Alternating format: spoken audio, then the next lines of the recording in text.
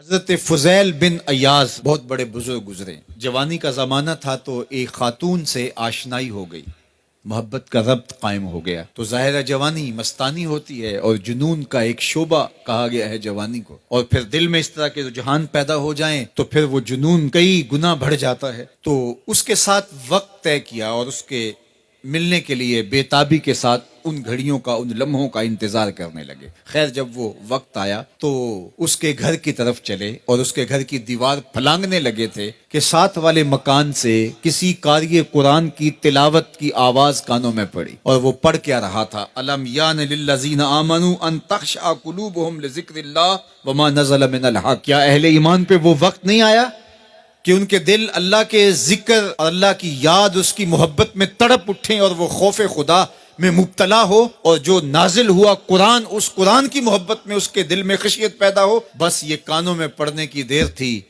کہ دوبارہ گلی میں چھلانگ لگائی اور کہا میرے اوپر وہ وقت آ گیا ہے، اور جنگلوں کو روتے ہوئے نکلے. اور حضرت فضیل بن ایاز پھر ولیوں کے امام قرار پائے. اس آیت نے ان کی زندگی بدل دی. کسی کی 30 سال، کسی کی 40 برس، کسی کی 50 سال، کسی کی 60 سال زندگی یہاں موجود لوگوں میں سے کسی کی اس سے بھی زیادہ اور کسی کی کم.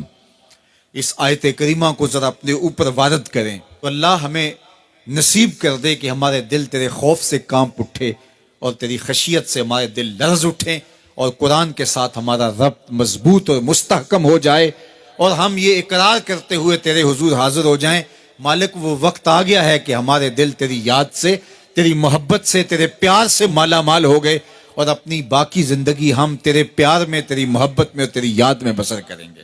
حدیث پاک میں آتا ہے کہ اگر کوئی شخص اللہ کے خوف سے رویا اور اللہ کے خوف سے رونے کی وجہ سے اس کی پلکوں کے بالوں میں سے ایک بال کی جڑ گیلی ہو گئی تو قیامت کے دن وہ بال کھڑا ہو جائے گا، اللہ یا تو مجھے نکال لے یا اسے جنت عطا فرما دے.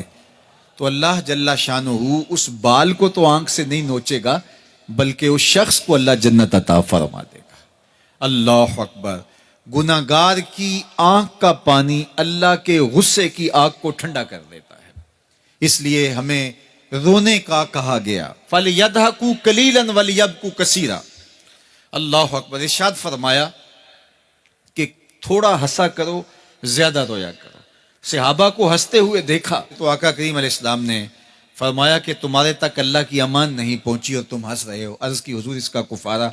تو فرمایا اس کا کفارہ یہ ہے کہ جتنا ہنسے ہو اتنا ہی تمہیں رونا پڑے گا. میں اور آپ ذرا اپنی زندگی پر غور و تدبر کریں. ہماری زندگی میں ہنسنا زیادہ ہے یا رونا زیادہ ہے؟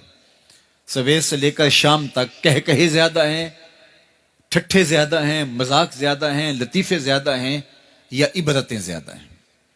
تفکر زیادہ ہے، تدبر زیادہ ہے، سوچ بچار زیادہ ہے، یاد الہی میں تڑپنا زیادہ ہے، آنکھوں سے یاد خدا میں بہنے والے آنسو زیادہ ہیں، یا غفلت سے پھوٹتے ہوئے کہے زیادہ ہے؟ مجھے اور آپ کو اپنی زندگی کا ضرور محاسبہ کرنا چاہیے. ٹھٹھوں سے، مذاق سے ہماری مجلسیں بھرپور ہوتی ہیں. ہم دن میں جتنا ہنستے ہیں کیا اس کا 10واں حصہ بھی ہم تنہائی میں بیٹھ کے اللہ کی یاد میں روتے ہیں؟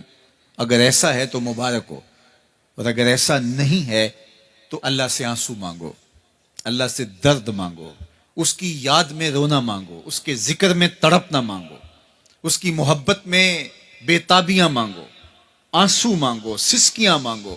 تڑپنے پھڑکنے کی توفیق دے، دل مرتضی سوز صدیق دے.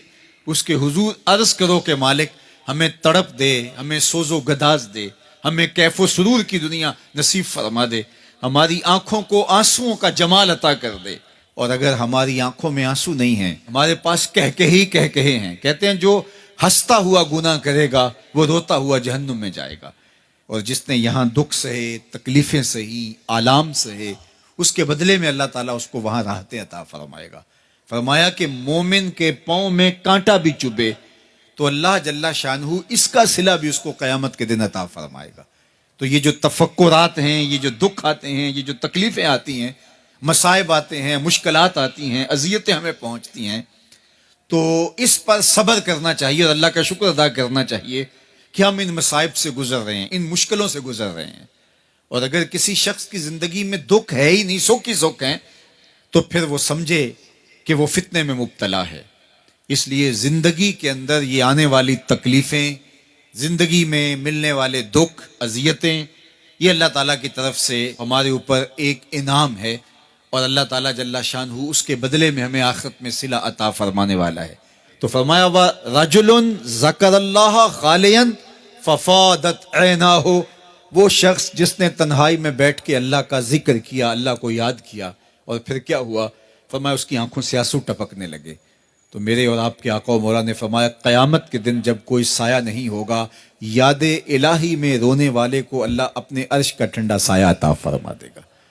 تو یہ رونا بہت بڑی دولت ہے، یہ بہت بڑی سعادت ہے.